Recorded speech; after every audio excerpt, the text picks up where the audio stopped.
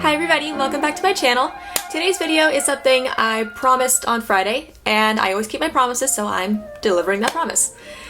As you may have seen on my Instagram, or if you didn't, then you'll find out in a second, I got a new piccolo.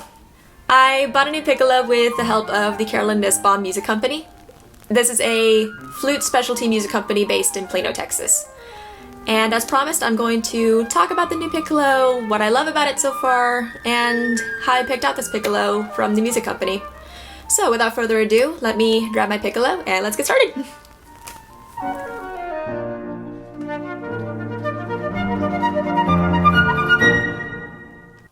And here she is. This is my new Professional Piccolo. She is a Hammig 651-4 Cocus Wood Piccolo with a Modified Wave Headjoint. I have a little bit of extra facts too. This is a handmade Cocus Wood Piccolo with sterling silver mechanism, split E mechanism, G-sharp facilitator, French style pointed tone arms attaching the trill, G-sharp and D-sharp keys, and Strobinger pads. And I will tell you what I love about this piccolo in a second, but first I want to tell you how I picked her out.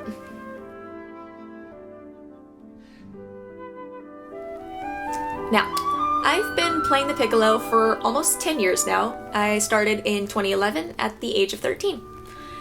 Over time, playing piccolo really became my niche. It's definitely one of my strengths as a flutist. When I began my undergrad at UNT, I learned that I had outgrown my previous Daijao piccolo.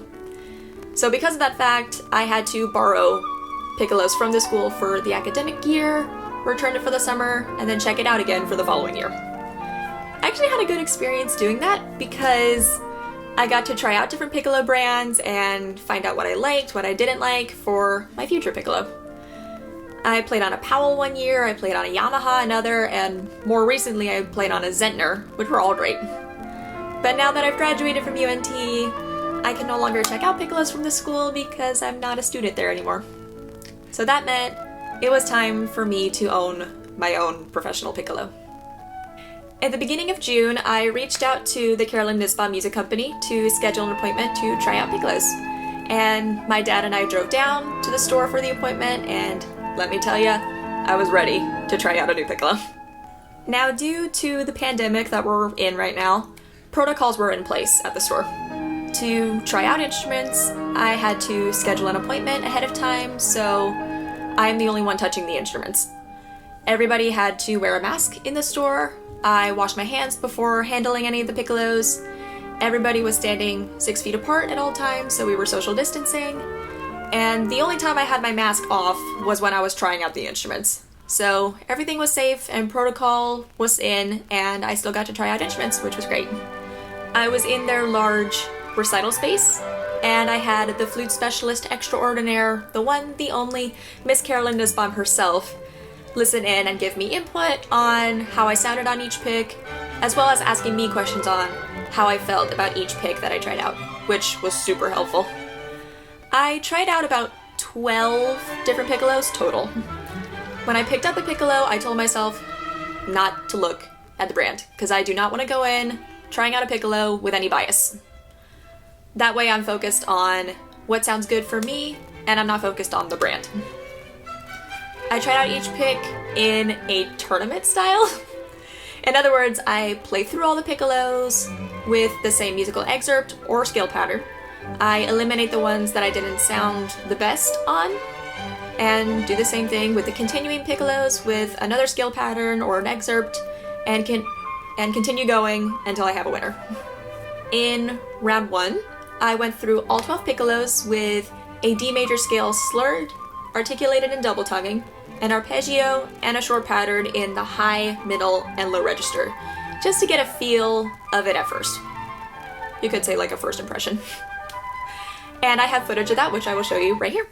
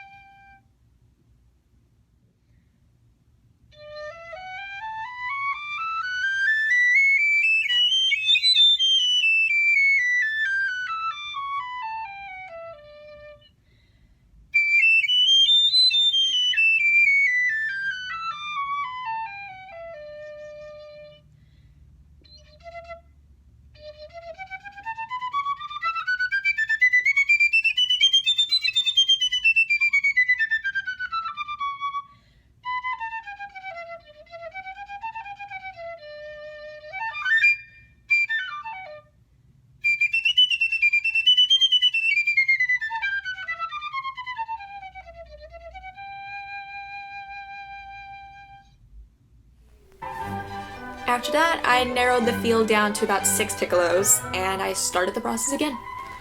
This time, I did it with 2 orchestral excerpts. The first was Tchaikovsky's Symphony No. 4, third movement, the Scherzo. You know which solo I'm talking about. If you're a piccolo player, you know what I'm talking about. For a faster, high register focused excerpt. And the second was, if I can remember this name correctly, the Rossini La Scala di Seta Overture. If I say that correctly, please remind me. That excerpt for a lighter, slightly slower, low register focused excerpt just to see how it can hold up in different styles. And again, I have footage for that too.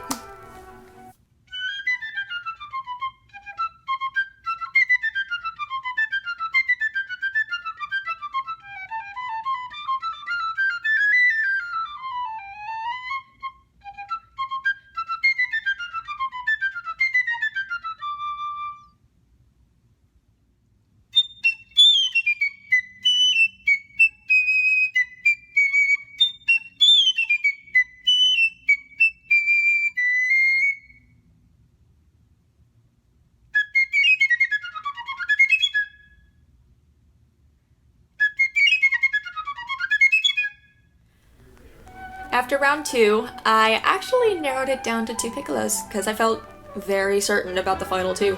So I went down to 2. So for the final round, I played an actual piece of piccolo repertoire, which was the classical second and third movements of the Vivaldi Piccolo Concerto in C major, number 443, for a lyrical, slower movement and an active, light, faster movement.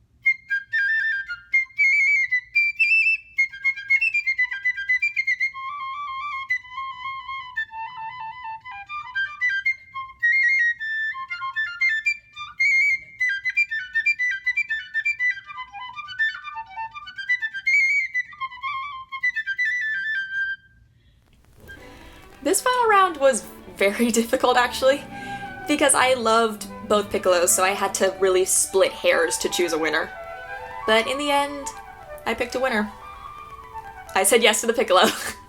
Like I said yes to the dress, but yes to the piccolo.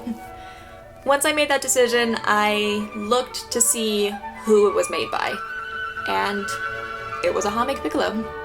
And I was very happy with what colors I was able to create out of this piccolo, what different tones I was able to come up with, and how musical I was able to execute on this piccolo.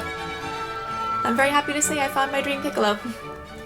And in the end, I also learned I tried a few Burkharts, I tried a few Hammigs, and I tried a few Powell signatures. And all the piccolos were great. But in the end, that Hammig piccolo won my heart.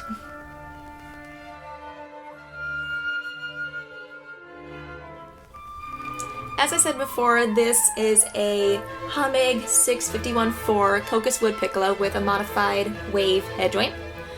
What won me over with her was her round sound, her tone quality, and her evenness through each register. Unlike Grenadilla wood, this Cocus wood is a finer, more aged wood that contributes to the rounder tone quality. It really, this is so odd to say, it reminded me of a velvety piece of chocolate. And anybody who knows me, I'm a chocolate fan. Fun and slightly odd fact, too, is I named this piccolo, as I do with every instrument I own.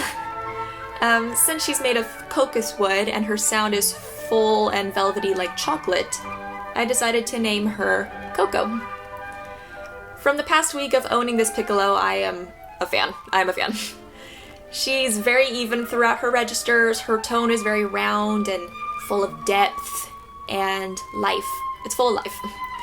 She allows me to sing my heart out fully and be very musical and show range and dynamic and tone color, and I'm a fan. I've been playing this piccolo for lots of repertoire, and I've been playing it for upcoming covers, so get ready to see a lot of Coco in the near future.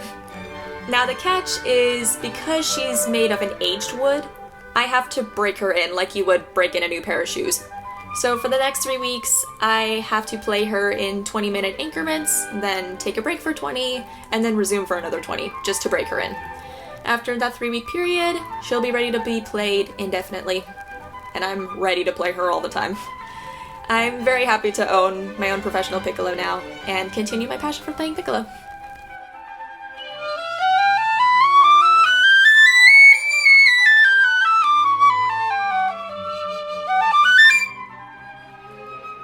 So lessons that I've learned throughout this whole process: learn what works best for you. Because what may work for someone else may not work for you. And that's okay. Because we're all musicians and we all play a little differently. And there's an instrument made for you out there. So what matters is you are playing on an instrument that you sound great on and it serves you well and your strengths. Also, take in the factors when you're trying out new instruments.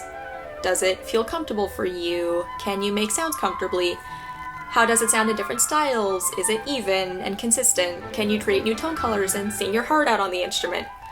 Keeping those factors in mind helped me find my dream piccolo that fits me the best. Also, patience is key. During the 4 years of borrowing UNT piccolos, I got to experiment with the piccolos and learn what I liked, what I didn't like in a piccolo, and keep it in mind when I'm thinking of my dream piccolo. And once you find your dream qualities for a dream piccolo, you will have a ball actually finding it. So now I want to give a huge thank you to Carolyn Nussbaum and everybody at the Carolyn Nussbaum Music Company for helping me find my dream piccolo and making this process less stressful and actually fun to do. I want to give a huge thank you to my family, my parents, all of my grandparents for helping me get to where I am now and being the biggest supporters in my career and always listening to my music and continuing to support me as I begin the next chapter of my career with this new instrument. A huge thank you to my flute teachers over the years for helping me grow as a musician and helping me achieve higher levels of musicianship and artistry. It really has helped me become more confident in myself as a performer. And also thank you to all of you out there for following me along in this journey and enjoying all of the music I share with you out there. And that's all I ever want to do with my music. It is bring joy to everybody's heart and take them on the journey with me. I really appreciate each and every one of you so much. So much. And there you go. That concludes this week's video. Thank you so much for watching. I hope you enjoyed it and maybe learned something from this video if you are trying out new instruments as well.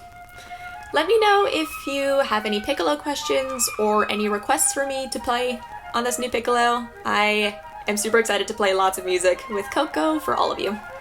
If you want to see more of me, be sure to follow me on Instagram at A Langley Flute, and be sure to click here to subscribe to my channel. My last video is up there, and I will see you all very soon.